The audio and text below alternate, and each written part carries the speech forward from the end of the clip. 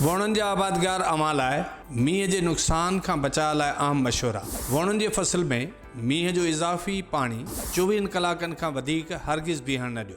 24 कलाकनि खां पोइ बीठल पाणी हिकदमि निकाल करियो। पाणी जे निकाल खां पोइ ज़मीन वट में अचे त जिन वणनि जा पन पीला नज़र अचनि उन्हनि वणनि खे यूरिया भाण जो महलूल ठाहे फुहारो करियो। महलूल 2 किलोग्राम यूरिया खे 100 लीटर पाणीअ में मिलाए तैयार करियो।